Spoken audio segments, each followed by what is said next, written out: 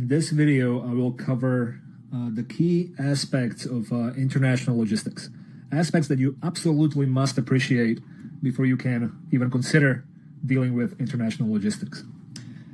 When it comes to global trade, specifically global export value, right, we have only seen approximately 4 trillion US dollars being exported around the world. Okay, by 2010 approximately, okay, so about 20 years later, this number jumped closer to 15 or really even 16 trillion US dollars. Okay, and it is projected that by 2020, this number should be 20 plus trillions.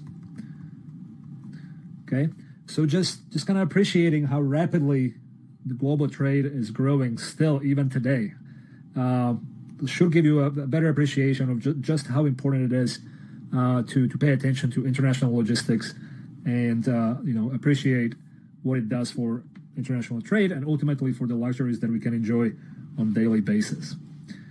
Okay, so to split international logistics into some manageable components, let's talk about 3 logistics channels. Okay, so 3 logistics channels, or 3 international logistics channels. Okay, the first one will be transaction channel.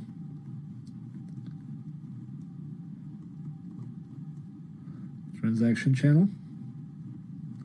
Okay, and here we will cover such things as terms of trade,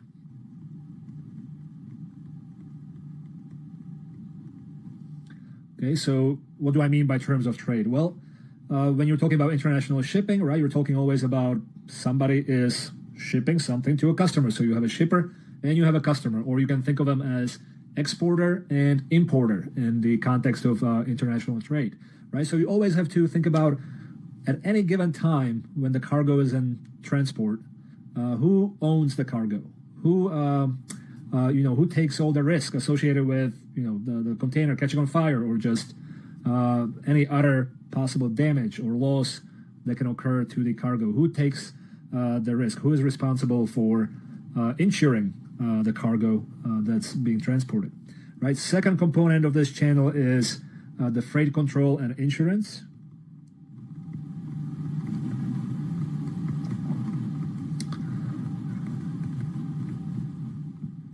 Okay, so we'll touch on that.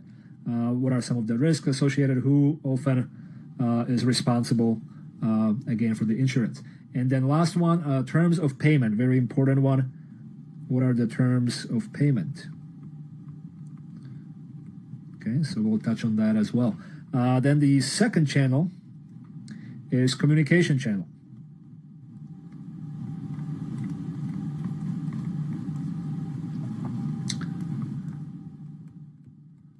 Okay, so this really, when we're talking about communication channel in international logistics, what it comes down to ultimately is all the documentation that's required and associated with any given international shipment. All right, so documentations. Okay, just think about it. Think about all the customs across the world, right? Export customs, import customs, different cultures that get in the way, how people are used to getting stuff done, right? Just how to file paperwork with certain government agency in a foreign country, right? Banks, how they operate can vary, even though there has been quite a lot of effort to standardize some of the bank-related transactions. Freight documentation, I'll provide you with a variety of examples of kind of the standard package of documents that is required for any given shipment, right? So that will be attached to this video on Blackboard. Licensing, insurance, any kind of certificates, all kinds of documents that need to be considered. And then the third channel is the distribution channel.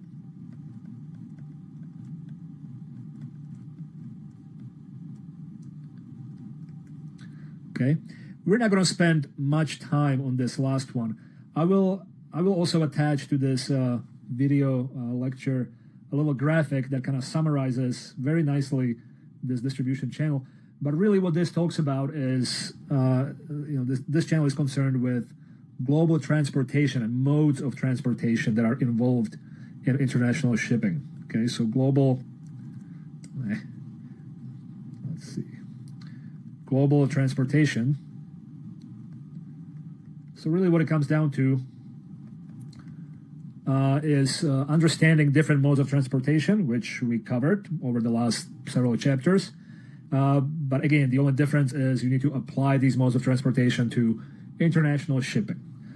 And to be honest with you, when it comes to thinking about these modes of transportation in international context, it's not all that much different from domestic. The differences really come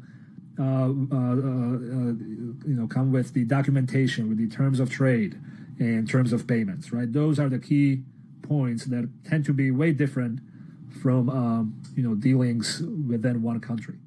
Okay, so instead of going over all the modes of transportation again, I will just provide you with a nice graphic that summarizes some of the benefits, some of the negatives of each mode within the context of international logistics. Okay. All right, so let's now jump into specifically, first we're going to attack terms of trade. Okay, so we're going to go into this point here a little bit deeper. Okay, so when it comes to terms of trade, right, the shippers and the importers or exporters, importers, they have to have a common understanding of who is responsible for the cargo. Okay, so who actually pays for the cargo, the cost itself, who assumes all the risks at any given time, and who covers the insurance from which point on between point A and point B. Okay, so think about those three dimensions when thinking about terms of trade. All right, so let's see, let's write it down here. Terms of trade. Right, three dimensions that are important: the cost of cargo itself, the risk that comes with the ownership. Right, so when you're talking about cost, really you're talking about ownership. All right, so let's put ownership here. All right, so who owns the cargo at any given time, and who assumes the risk at any given time. So just because you're owning the cargo doesn't necessarily mean that you assume all the risk. Okay, and then insurance. Who pays for the insurance up to which point between point A and point B? Okay. So the well-established terms of trade is what's known as Incoterms. Okay, so maybe you heard of Incoterms, especially in your maybe international business class. Let's see, Incoterms. Okay, what does this stand for? IN stands for international. CO stands for commerce. And terms is just terms, all right? So international commerce terms, okay? Approximately every 6, maybe 7 years, it varies, these terms get updated ever so slightly, okay? Right now, even though we do have already Incoterms 2016, really most of the shippers still, what they go by is Incoterms 2010. But that's likely to change in the future. Okay, so just pay attention to any updates to Incoterms if you work within international logistics. All right, so what are these terms all about? Really, there are 4 categories of Incoterms. Okay, 4 categories. First one, and they just have a letter associated with each category. Okay, so first category, very commonly used, is the category E. Why E? Because the only Incoterm that belongs to this category is called EXW. Okay, so EXW term. What does that stand for? It stands for X works. Okay, so let me write that down because this one is important. X works. Okay, and what does this mean? This means that the buyer or the importer assumes all the responsibility associated with the shipment. All right, so let's write that down. Buyer, or we can think of it, this entity as importer. Okay, assumes all the responsibility.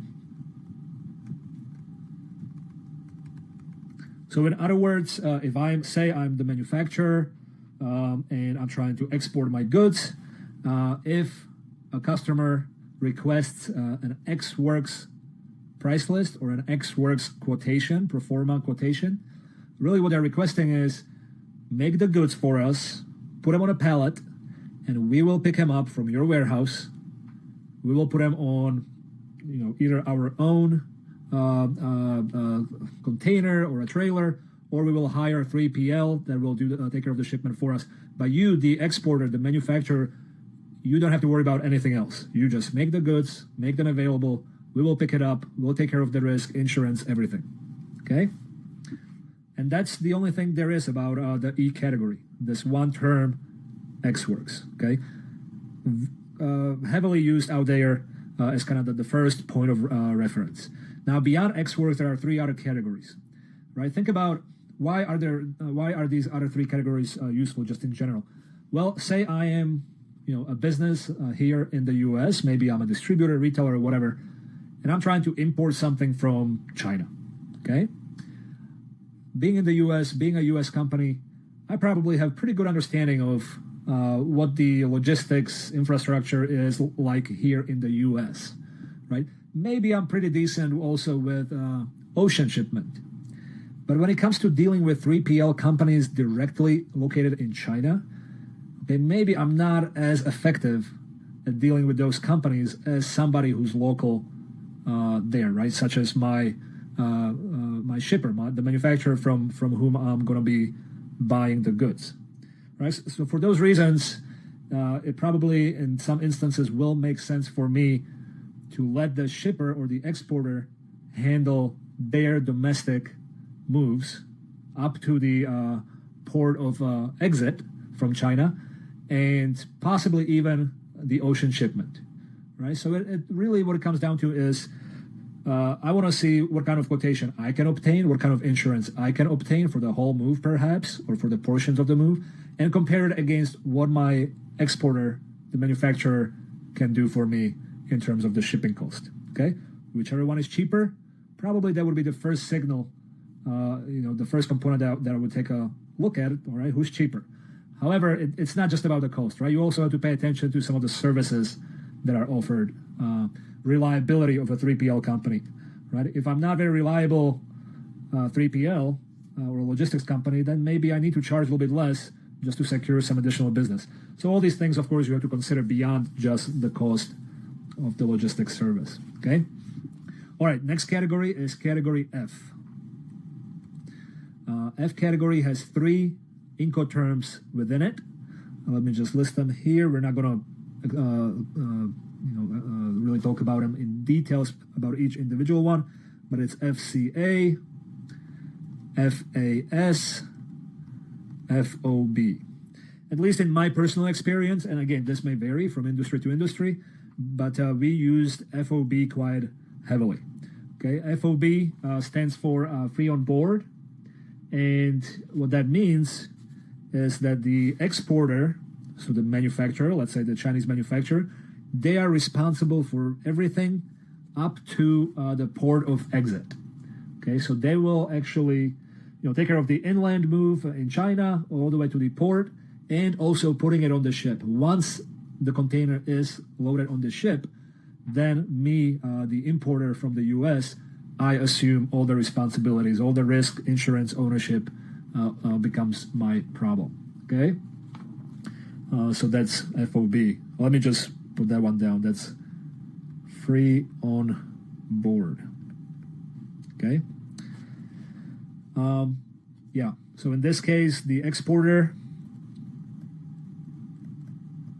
assumes all the responsibility as far as delivery to the importer's carrier. When I say carrier here, I mean the ocean vessel, literally the actual ship on which the container is loaded. Okay, so exporter responsibility, responsible for everything up to the carrier, all right, or the ocean vessel. Okay, and then importer takes care of everything else. Importer takes care of, we call it the main carriage. What is the main carriage? Think about that for a second. So importer takes over with the main carriage.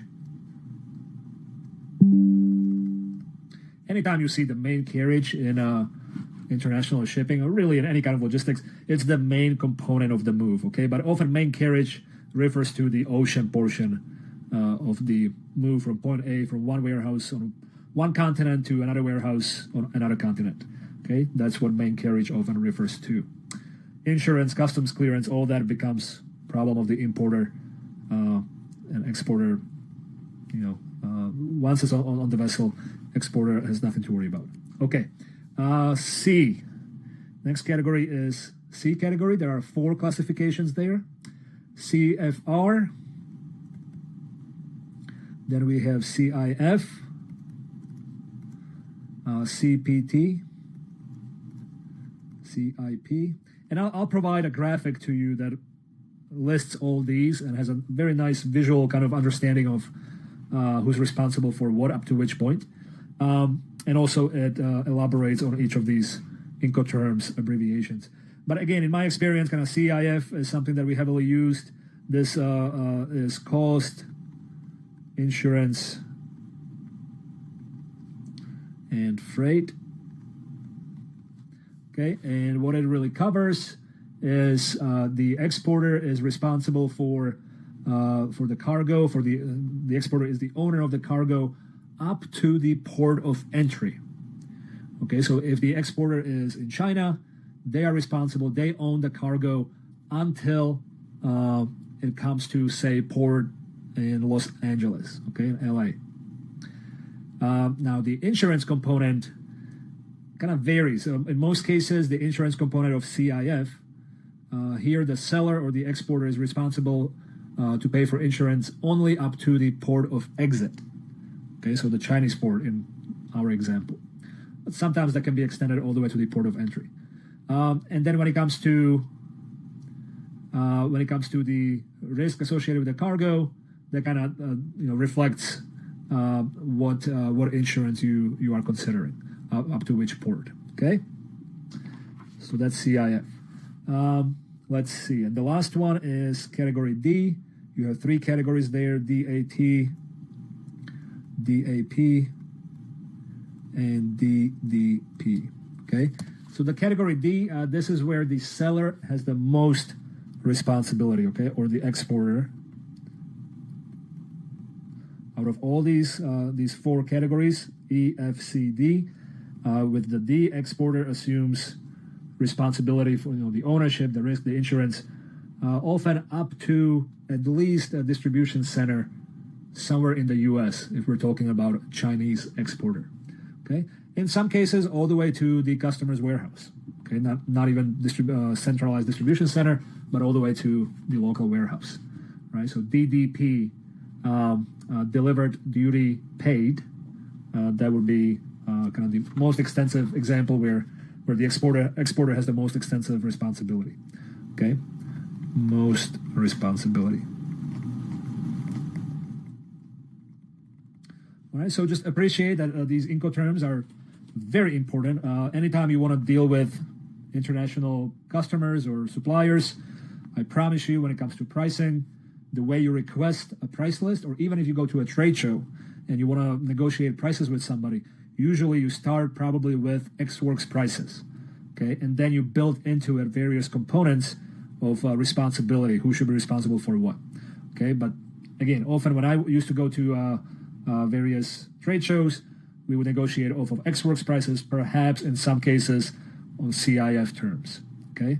But you always want to attach at least one of any of these Incoterms to your negotiations, because that clarifies who should be responsible for what, and that responsibility usually costs some additional dollar value, right? So the prices do change based on what kind of Incoterms you are talking about. You don't want to be very vague with your customers and your international business partners, right? You want to be very specific, because if nothing else, I promise you, national cultures, what you say in one language, maybe misinterpreted in another, And especially if you talk about prices, that can end up costing you hundreds of thousands of dollars. Okay, so you want to be precise, and that's where Incoterms become very helpful. Okay, just very quickly, when it comes to our second point in the first transaction channel, the second point was freight control and insurance.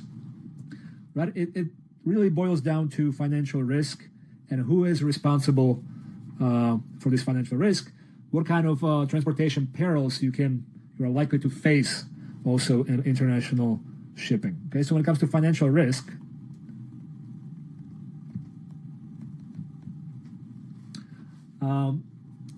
whoever owns the cargo, whether that's exporter or importer, doesn't matter at this point, but cargo ownership has certain risk associated with it, right?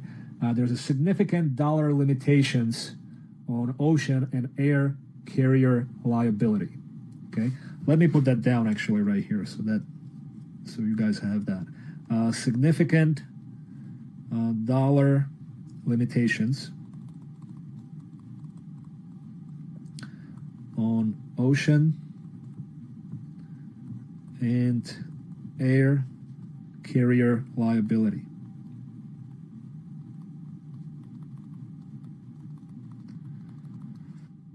What do I mean by that? If something goes wrong with the cargo, there's very little liability put on the carrier, the ocean carrier or the air carrier, whoever you are using for international shipments. And why is that? Well, it's very, very difficult for you, the shipper, for you, the customer who is receiving, or the shipper, to prove that it was the carrier's fault that something happened to your cargo. Okay, why is that? Well, think about ocean shipments. Right? How do you prove that it was the carrier's negligence that caused some kind of damage? Right? What if chances are, in most cases, it's weather related, that some kind of damage occurs in the ocean part of the shipment. Okay, so also, being out there, think about it, just being out there on this huge carrier, on this huge vessel, right? You, the captain of the vessel, you're responsible for your crew. And first and foremost, the most important point of this transportation is safety of the people, right? Cargo doesn't matter. So that's why we often have even jettison, where, the captain orders the crew to throw few containers overboard. Right, for whatever reason, maybe the product is contaminated, maybe it's overheating and likely to catch on fire, and it can, cause obviously danger to human life. Right, so there are safety reasons why also sometimes cargo maybe just literally thrown overboard, but also weather-related kind of instances where cargo can be damaged. Right, which often these kind of aspects of damage or loss of product really is beyond the control of the carrier and the crew on the vessel. Right? So for that reason, it's very difficult to prove that the carrier caused the problem. So you have insurance, right? For that reason, exactly, you have insurance component to international shipment.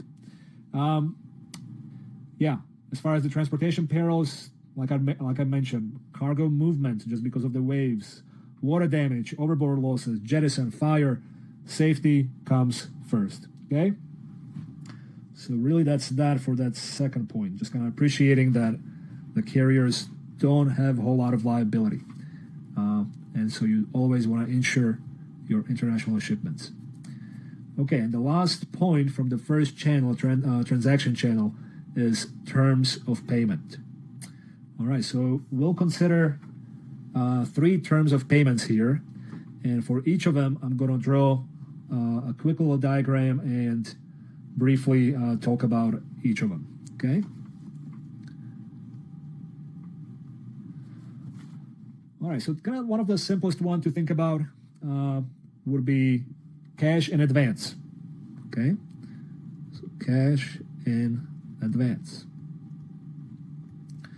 So to draw a diagram, let's always consider an importer and an exporter. Importer, exporter. Okay. And each of these parties, they have their own bank, right? So importer's bank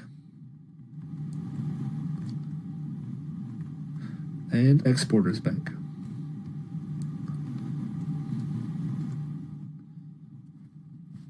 All right, so let's now think about the actual payment taking place. Before the payment can even be considered, right, there's some negotiation going on between the importer and exporter. You have probably a pro forma kind of quotation from the exporter to the importer, and then once the importer agrees to this pro forma quotation, the pro forma quotation is signed, or you can think of it as a purchase order, right? So the first step in this diagram would be signed purchase order or pro forma quotation, whatever you want to call it. After that, because we're talking about cash in advance, what do you think has to happen next? Well, the importer has to let their bank know to send the money, right? So set up the wire transfer. Okay, I'm just going to put a WT down. You want to set up the wire transfer, issue the wire transfer. Then the importer's bank sends the money over, right? That would be the next step. So actual wire takes place. The wire is issued. And after that, exporter's bank just credits exporter's account and just notifies the exporter that, hey, the wire has been received. Money is in your account. All right, so let's put credits, exporter's account. Okay. And after that, last step, step 5, the goods are shipped.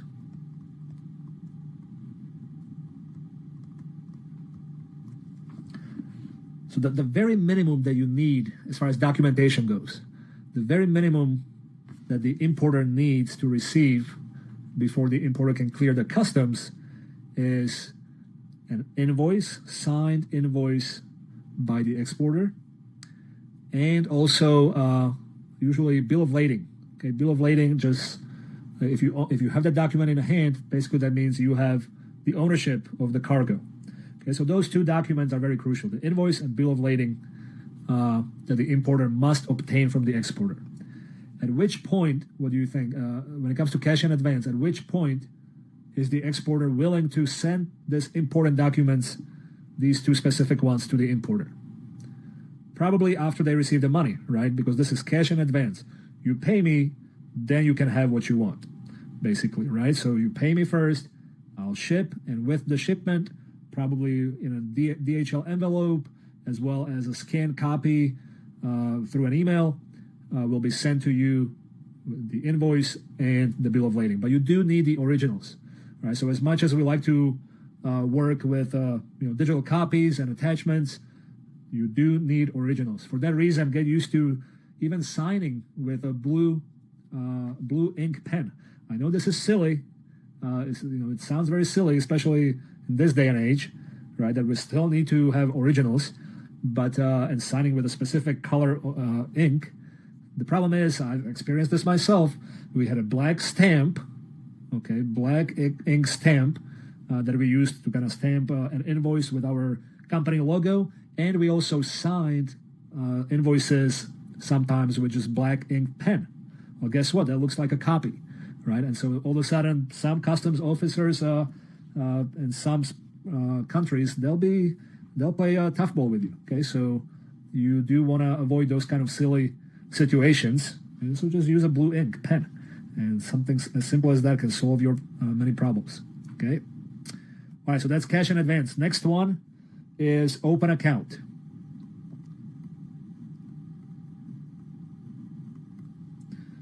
All right, so again, we have the importer, we have the exporter, okay, we have the importer's bank, exporter's bank. Okay, and let's think about all these transactions when it comes to open account. So again, everything starts with signed purchase order, right? That's really, in most cases, the first step that has to take place. Signed purchase order as a first step, okay? Now, this is an open account, right? So that's quite the opposite to cash in advance. When I say that, my customer has an open account with me, that usually means that there are some kind of credit terms that I am giving to my customer. What are credit terms? Just like we have credit cards, right? You don't have to pay right away. You pay later. Let me just here in the corner give you an example of what you may see on an invoice. You may see something like 315 net 60. Okay, what is this? Well, this is just one example of credit terms. These numbers can differ. Even how it's written can differ slightly, but this is often the standard way to write it. And this basically says that you have 60 days to pay the whole invoice. Okay, you signed already the purchase order, so you are responsible for it. Signature kind of dictates things when it comes to open account.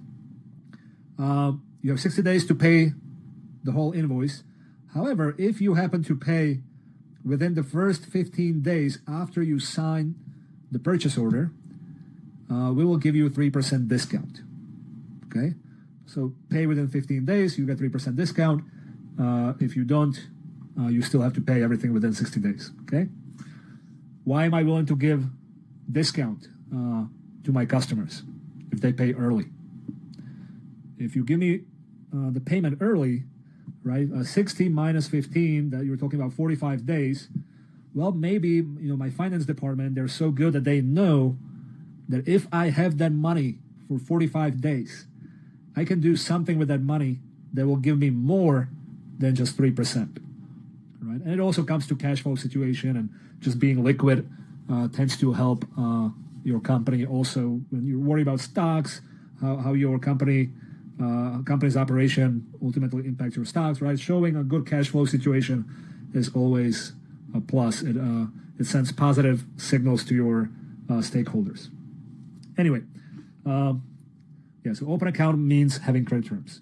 All right, second step, because it is an open account, I am not waiting on the actual money. I'm not waiting on the payment. As an exporter, the second step, I am shipping the goods. Okay, so goods shipped and with invoice.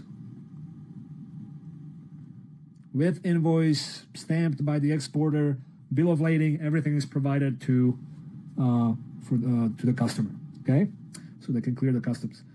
Step 3, at some point later, right, depending on what the credit terms are, I will set up the wire transfer, and then everything else follows, right? Step 4, the wire is actually issued, right, or sent to the exporter's bank, and then ultimately, last step, the exporter's bank notifies the exporter that the account has been credited. Okay, credits account. All right, so those are very similar, but they're opposite in a way, right? You have 5 steps, but they're opposite as far as what comes first, the shipment of the goods or the payment. All right, last one, a little bit more complicated, is the idea of letter of credit.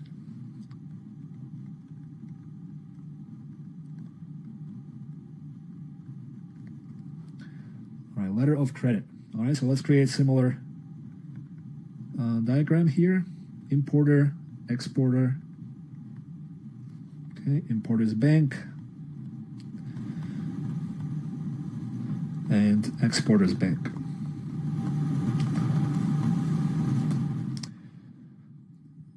All right, so again, first step is, again, signed purchase order. Now, the only difference here is that the purchase order will have LC, or letter of credit terms, written directly on the purchase order. Okay, so I'm just going to put here signed purchase order with LC terms. Okay, with the open account, you would have signed purchase order with the credit terms. Okay, with the cash in advance, you would have exactly that. You would have signed purchase order, and in a little field, it would say prepaid, basically. Okay. All right, with the letter of credit, okay, what is a letter of credit? How does that differ from everything else? Well, imagine that you're trying to do business with some unknown customer in some third world country or some developing economy, right? Well, I don't know, that's a little bit more risky, right? Why should I ship to this customer or on anything else than cash in advance? It's very risky, right? So maybe my first few shipments were exactly that, where took place based on cash in advance. However, after a few dealings with this customer, they started to request more of a credit term kind of situation. So letter of credit is a form of credit terms in a way, but it doesn't really always extend the time that you have to pay. It guarantees that the bank institution, the importer's bank, which often is called the issuing bank,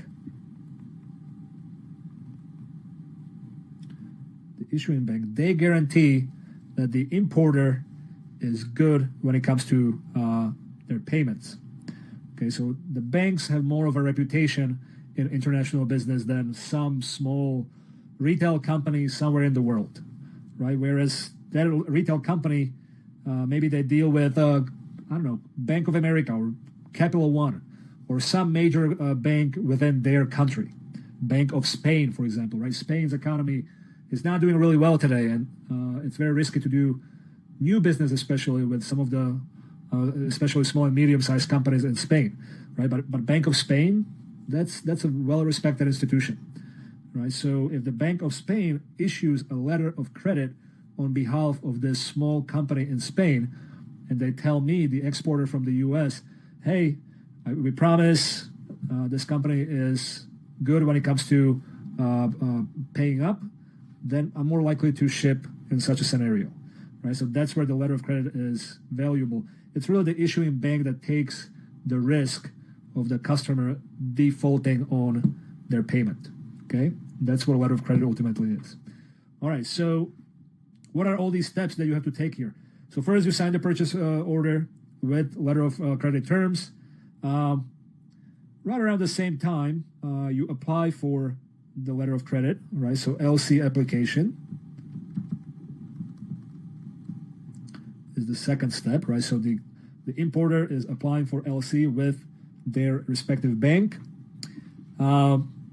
This can take days, this can take weeks, just this one step alone. Next step, the LC hopefully is issued. Okay, so the Bank of Spain lets the exporter's bank know that, hey, we issued a letter of credit to our customer, we can proceed. Okay, then the exporter's bank often is also called, in this case, when talking about letter of credit specifically, in this case, you would refer to it as the advising or sometimes confirming bank.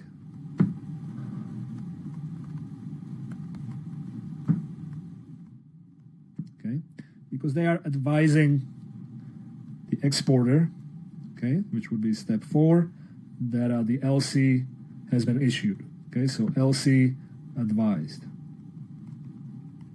That's the only reason why we refer to this bank as an advising bank. After this, once we know that the letter of credit exists, okay, then the goods are shipped. So that's the next step. Goods are shipped. But without the invoice and without bill of lading. Okay? Why is that? Because the money has not been received just yet. Okay? So the next step, what has to take place, the exporter sends the documents, the most important documents, in this case, invoice and bill of lading, sends it to their bank. Okay? So shipping, docs, invoice, and bill of lading is sent to the exporter's bank. Once the documents are in hand, in bank's file, then the bank notifies, the advising bank notifies the issuing bank. All right, so that's the next step. Hey, we have the documents. Why don't you reimburse us now? Why don't you send the actual payment? Okay, so reimbursement is claimed. Okay, And against this claim, step 8, payment sent. Okay, so payment is actually processed. All right, and then you have, well, again, you can say that the next step is that the exporter has been actually notified that the money has been received. Okay, so credits, the account, exporter's account.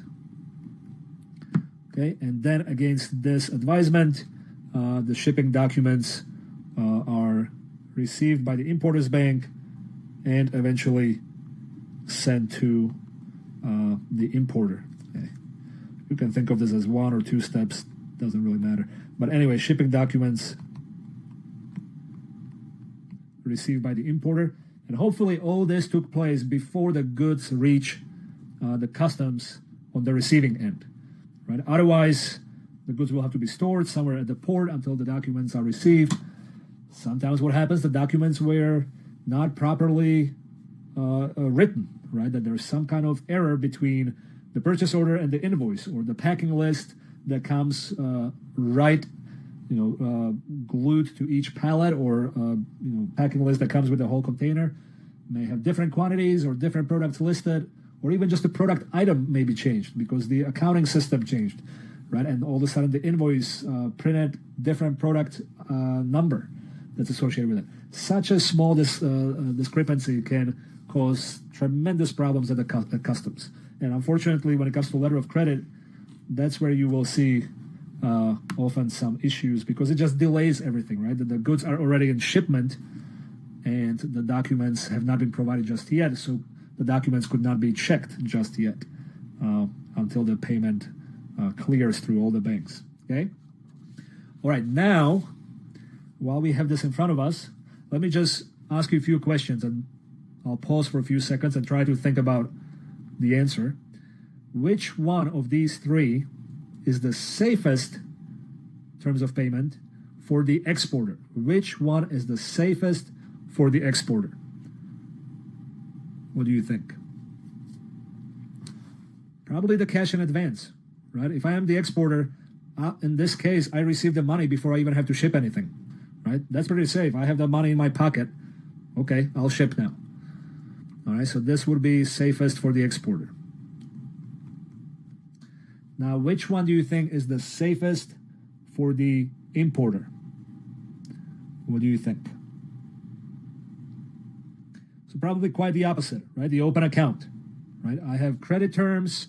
I don't even have to issue any kind of letter of credit through my bank, right? So open account. The goods are already on the way. I may even receive the goods before the credit terms expire, right? So that's often the safest for the importer. I can inspect the goods before I even have to pay. If something's wrong with them, I'm not even going to pay the whole invoice, right? Something was damaged. Now it comes down to terms of, it comes down to terms of trade. Who is responsible for the damage? If it's the exporter, then they better reimburse me, prorate the invoice, or send me additional cases of the product, whatever the case may be. All right, which one allows for fastest shipment of goods? Right, so clearly open account. Right after the purchase order is signed, goods are shipped. Right, so that is the fastest one. All right, so fastest here. Okay, and one more question. Which one most significantly delays the shipment? Which one most significantly delays the shipment? It's the letter of credit. I mean, just look at the diagram. All these crazy lines that I put down, right? All kinds of documentation about letter of credit, application, the issuance of the letter of credit, advisement, reimbursement. All this has to take place first before the shipment can even, in some cases, take place, right? So that often delays. Even just the LC application itself, the second step right here, that can take a very long time, sometimes weeks. I'm sure there have been cases where it took months to apply for a letter of credit.